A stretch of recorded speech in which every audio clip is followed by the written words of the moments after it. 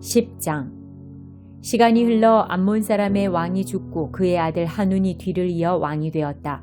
이에 다윗은 나하스의 아들 한운에게 친절을 베풀고 싶구나. 그의 아버지가 내게 한 것처럼 나도 그를 잘 대해주고 싶다고 하면서 한운의 아버지 이를 위로하기 위해 조문단을 보냈다. 그러나 다윗의 신하들이 암몬 사람의 땅에 이르자 암몬 사람의 지도자들이 자신들의 대표인 한운에게 경고했다. 왕께서는 다윗이 왕의 아버지를 공경해서 이렇게 조문단을 보낸 줄 아십니까? 그가 왕께 조문단을 보낸 것은 이성을 정탐하여 살펴보기 위함이 아니겠습니까? 그래서 한운은 다윗의 신하들을 잡아 그들의 수염 절반을 깎고 옷을 엉덩이 절반 높이까지 자른 다음 돌려보냈다. 이 모든 일이 다윗에게 전해졌다. 그들이 심한 모욕을 당했으므로 다윗은 사람들을 보내어 그들을 맞이하게 했다. 왕은 그대들의 수염이 자랄 때까지 여리고에 있다가 그 후에 돌아오시오 하고 말했다.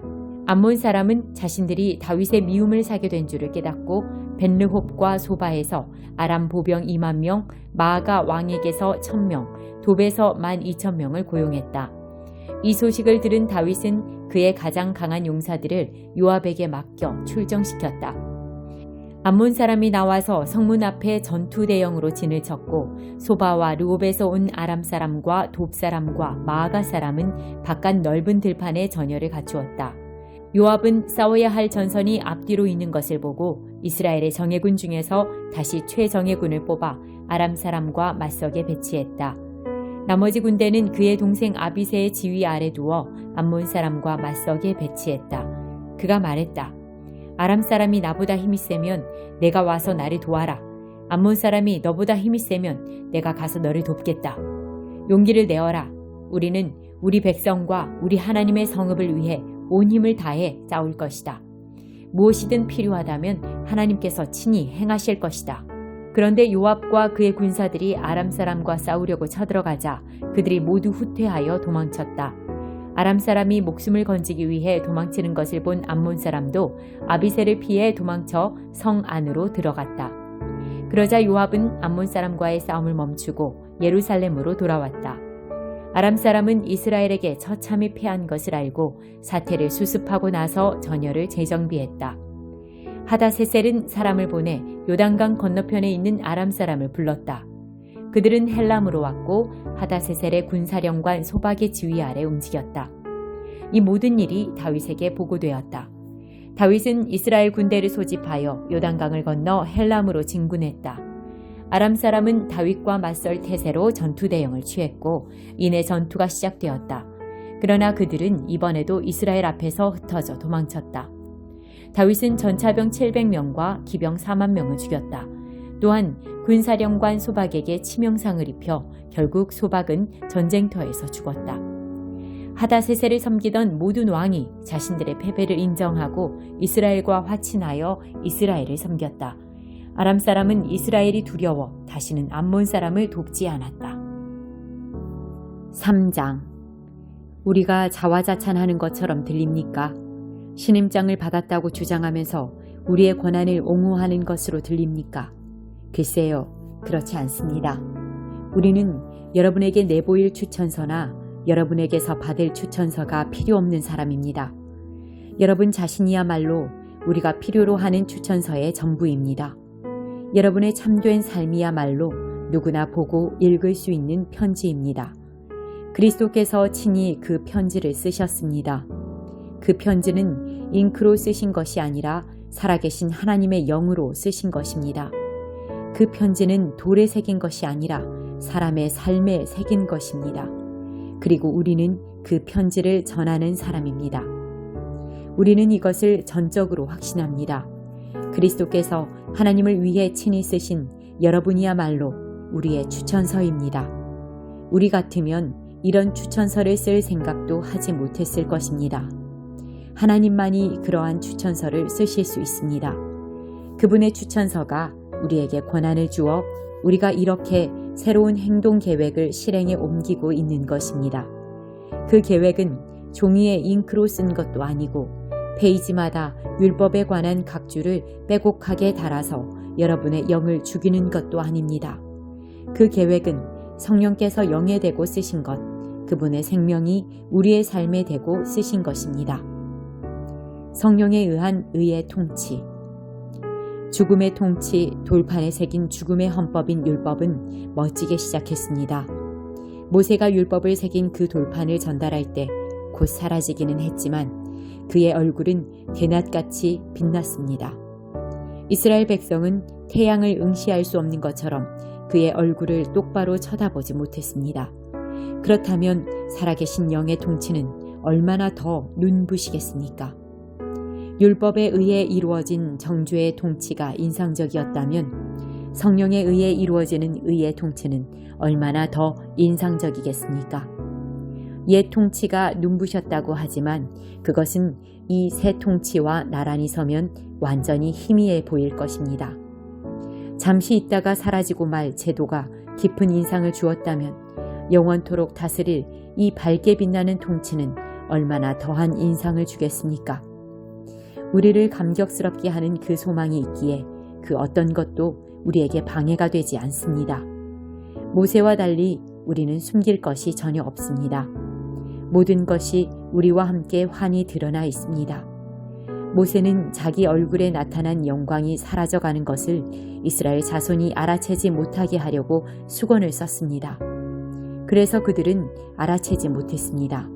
그들은 그때에도 알아채지 못했지만 지금도 알아채지 못하고 있습니다. 그 수건 뒤에 아무것도 남아있지 않다는 것을 전혀 알아채지 못하고 있습니다. 오늘날에도 그들은 그 낡고 힘없는 통치의 선포를 소리내어 읽고 있지만 그것을 꿰뚫어 보지는 못합니다. 오직 그리스도만이 수건을 벗기셔서 그 뒤에 아무것도 없다는 것을 그들로 직접 보게 하실 수 있습니다. 그러나 그들이 모세처럼 돌아서서 하나님을 마주하면 하나님께서 그 수건을 벗겨주십니다. 그러면 거기서 하나님과 서로 얼굴을 마주보게 됩니다. 그 순간 그들은 하나님이 율법을 새긴 한 조각 돌판이 아니라 살아계셔서 인격적으로 임재하시는 분이라는 것을 깨닫게 됩니다. 살아계신 영이신 하나님께서 임하시면 우리를 옥죄던 저 낡은 법조문이 쓸모없다는 것을 깨닫게 됩니다.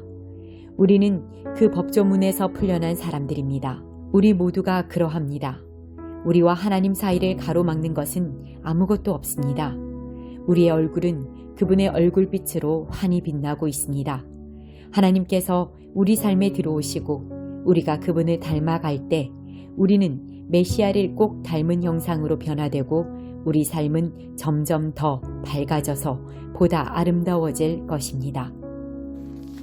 17장 독수리와 포도나무 비유. 하나님의 메시지가 내게 임했다.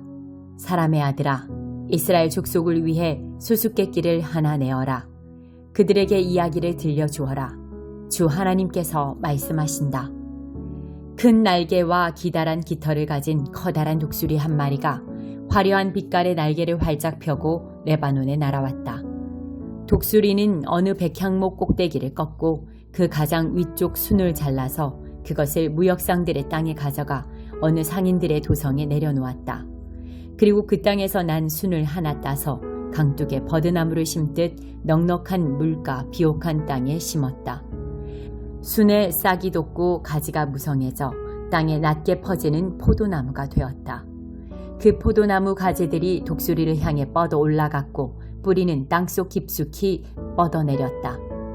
덩굴이 쭉쭉 뻗고 가지는 쑥쑥 자라났다. 큰 날개와 무성한 깃털을 가진 또 다른 커다란 독수리가 있었다. 그런데 이 포도나무가 멀리 있는 그 독수리로부터 물을 얻으려고 심겨졌던 땅에서 그를 향해 뿌리를 뻗고 가지들도 그를 향해 뻗어갔다. 이 포도나무를 넉넉한 물과 비옥한 땅에 심은 것은 가지를 내고 열매를 맺어 귀한 포도나무가 되게 하려는 것이었다. 주 하나님이 말한다. 그 포도나무가 과연 잘 자라겠느냐? 그 독수리가 뿌리채 뽑아버려 열매는 썩고 가지도 다 시들어 말라 죽은 포도나무가 되지 않겠느냐? 그런 포도나무를 뽑아버리는 데는 힘이 많이 들지 않고 손도 많이 필요 없다.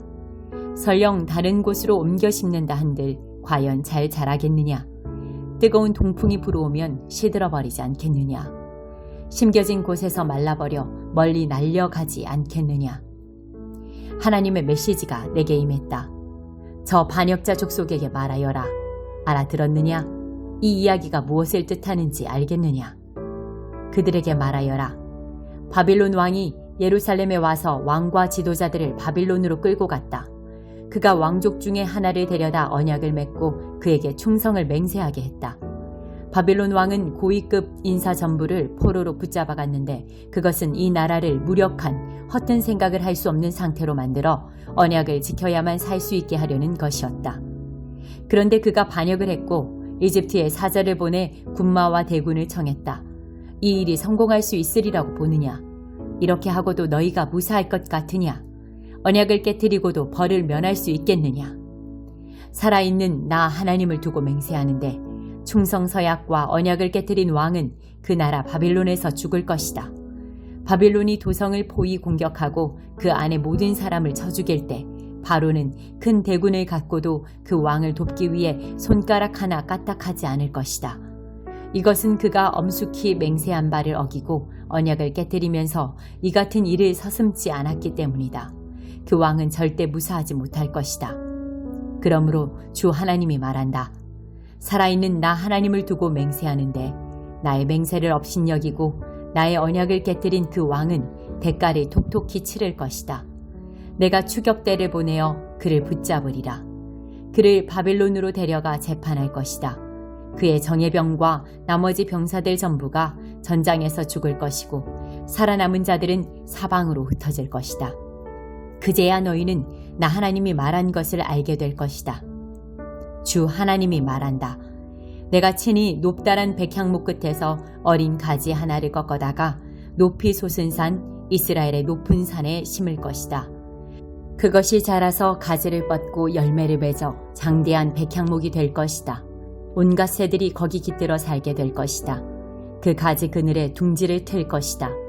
나 하나님이 높은 나무는 낮추고 낮은 나무는 높이며 푸른 나무는 시들게 하고 마른 나무에 푸른 가지가 싹 더 나오게 하는 줄 들의 모든 나무가 알게 될 것이다.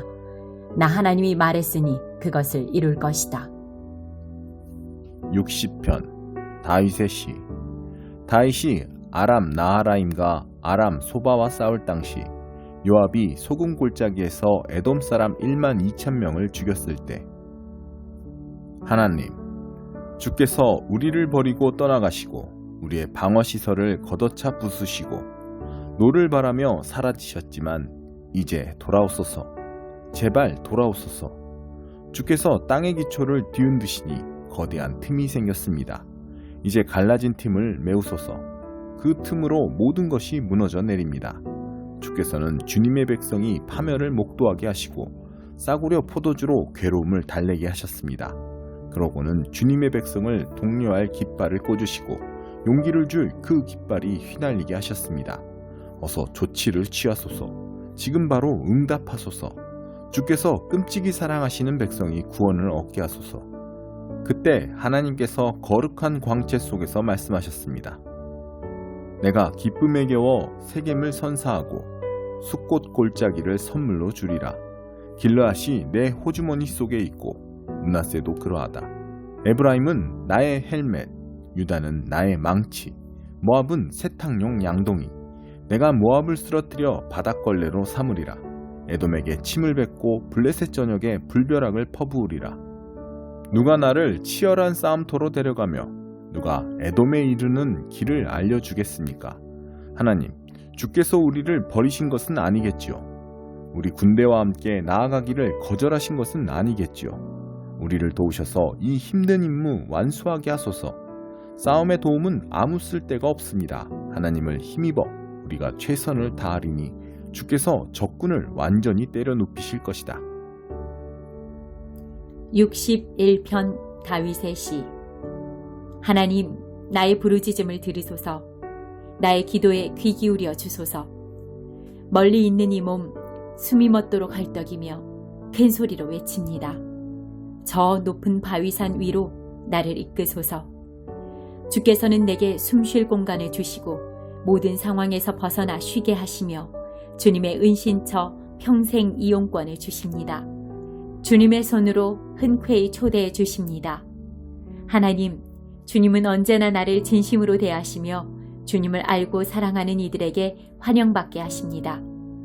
왕의 날들을 더하시고 선한 통치 기간이 오래도록 이어지게 하소서.